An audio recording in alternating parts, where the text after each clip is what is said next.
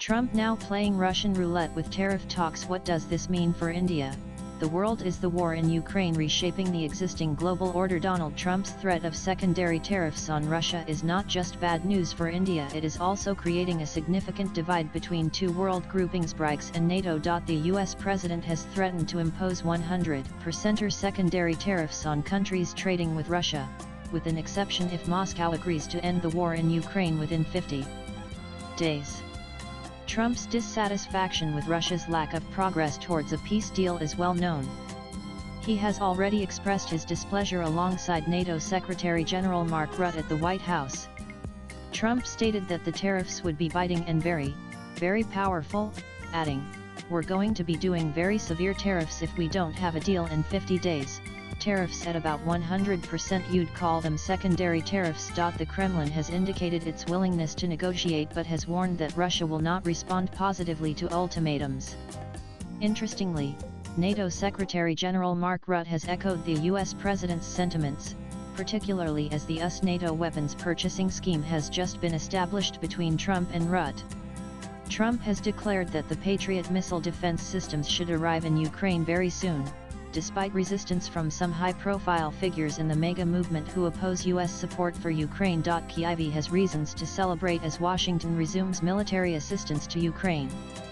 On expected lines, the NATO chief has warned that Brazil, China, and India could be hit very hard by secondary sanctions if they continue to do business with Russia. Rutte has urged Russia's BRICS allies, India, Brazil, and China, to make that phone call to Putin to avoid the sanctions. Countries that stand to lose are Russia's allies, and mostly the partner nations of BRICS.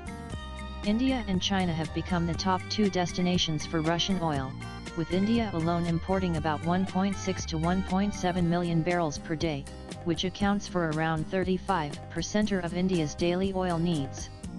Though not a major buyer of Russian oil and energy, South Africa does import some goods from Russia, including cereals, mineral fuels, inorganic chemicals, and salt.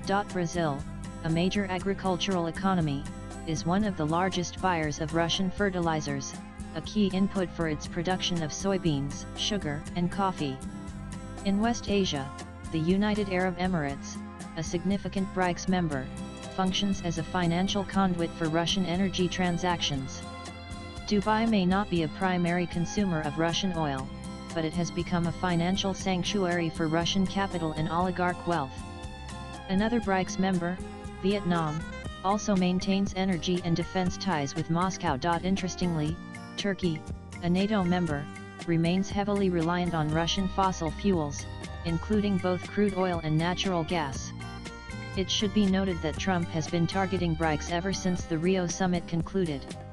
Whether it was the BRICS joint declaration condemning U.S. airstrikes on Iran or Trump's rising tariffs, the U.S. president has been warning BRICS nations against de-dollarization too. The result, Trump's tariff tirade continues, and the latest threat of sanctions is not just to bring Moscow to the negotiating table but also to challenge a grouping like BRICS that represents emerging economies in the global south, which is a significant counterweight to the G7.